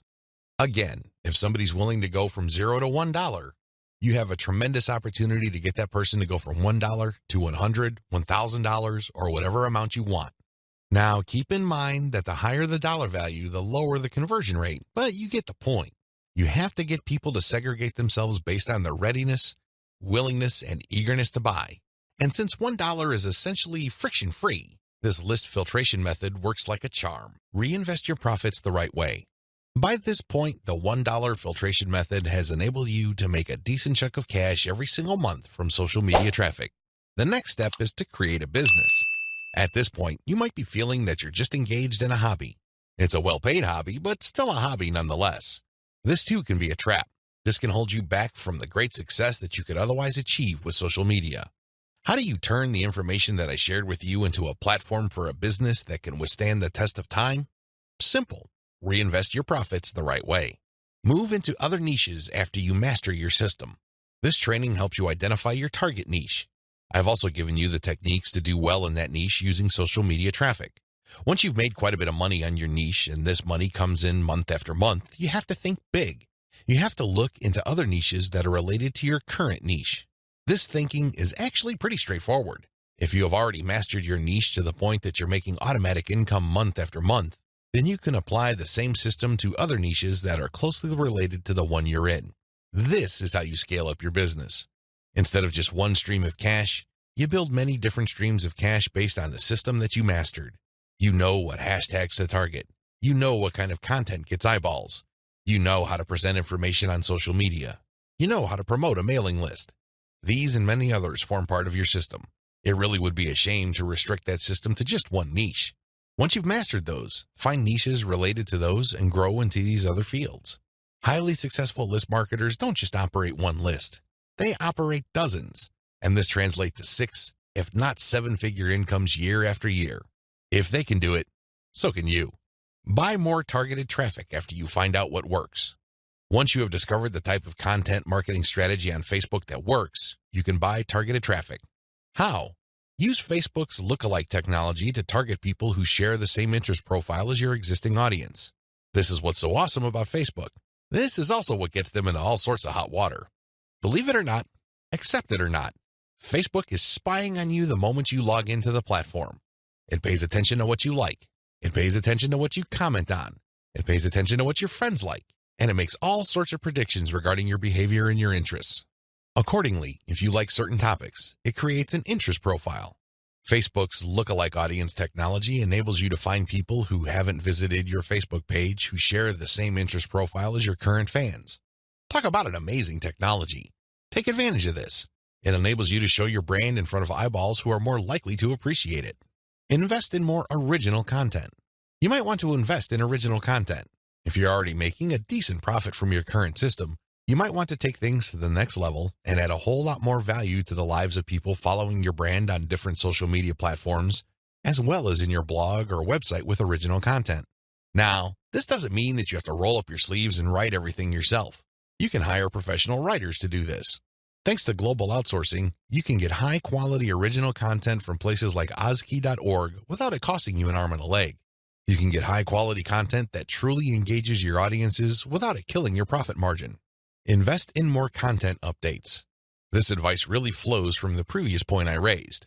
If you're going to be investing in more original content, automatically you'll be investing in more content updates. You will have a lot more original materials to share. These two actions go together. Regardless, you need to step it up in terms of content updates so you can pack a lot more value. Invest in your original products. When you're started out setting up this system I teach you in this training, you probably would be focused on affiliate products. You get an affiliate from an affiliate program, you market that link on your email updates. When somebody clicks on that link and buys something, you get a commission. Pretty straightforward, very simple. Well, if you really want to make a lot of money, you have to turn your back on affiliate marketing. You really do. Instead, you have to sell your own stuff. The reason why you need to do this boils down to control. When you are selling other people's materials, you are at the mercy of their squeeze page, their landing page, and ultimately, the quality of their product. What if their product sucks? What if their sales page converts only a fraction of the people it could otherwise have converted? You lose out. That's the bottom line. If you want to maximize your control over your income, you need to invest in your own original products. Thankfully, outsourcing is always available to you. You can outsource to professional companies like Ozkey.org or other specialized content producers to help you produce high-quality original materials for cents on the dollar. Sell your own video-based membership courses. The main problem with product sales online is, by and large, you're selling the item once. Somebody clicks the buy button, they pay, they get access to the download link, and that's the end of the story. They already have the product. They can enjoy it, they can throw it away, they can do whatever they want with it. But the transaction only took place once. Wouldn't it be awesome if people keep sending you money every month? Wouldn't it be great if you get recurring income? Well, that's exactly what you can enjoy when you sell your own video-based membership courses. For example, if you have a gardening blog, you can set up a video-based course where you teach people the ins and outs of garden cultivation. Every single month, each member's PayPal account or credit card account is billed a certain amount. You don't have to lift a finger. And this goes month after month after month until they cancel. The best part? You shot the videos once, yet you make money off them month after month. How awesome is that? This is called passive income. And the great thing about this is that you don't have to stick with video. It can be any kind of membership. Maybe you can give them access to pictures. Maybe you can give them access to files or even software. It doesn't matter. What they're paying for is the right to download that material month after month. This is the key. Recurring income should be your ultimate goal. This is how you maximize your effort. You're putting in less work while getting more money out of the system. Unfortunately, this is not something that you can master getting out of the gate. It also doesn't happen overnight. You have to pay your dues by doing the other steps above first. Conclusion. Social media marketing confuses a lot of people. It definitely leads to a lot of dead ends if you let its myths get the better of you. This training shines a light on one effective way of using social media exposure to turn social media reach into cold, hard cash in your bank account. While I'm not claiming that these steps are easy, they are doable. You just need to follow instructions. You need to conduct experiments and focus on what works. The key here is to use this information to fit your particular set of circumstances, to produce practical, actionable steps that you can use to earn a truly passive income. Don't move one step ahead until you've mastered the previous step. Now that you have all the information that you need to succeed, please understand that none of this will make you rich if you let it stay in your head. Not in a million years. You have to take action on them. You have to get that sense of urgency that you need to make this information a reality. The longer it stays in your head, the less likely your finances will change. Give yourself a deadline. Commit to a firm start date. Once that date comes, start. You don't have to be a hero. You don't have to hit a home run the first time you step up to the plate. As long as you're making a small step forward, that is good enough. Why? A small step forward is still a step forward. You have to keep doing it. You have to take step after step. It doesn't matter what side of the bed you woke up on. It doesn't matter what you're feeling. None of that matters. What matters is you stick to the plan. If you're able to commit and focus, you will succeed. I wish you nothing but the greatest success. Thank you for watching this training.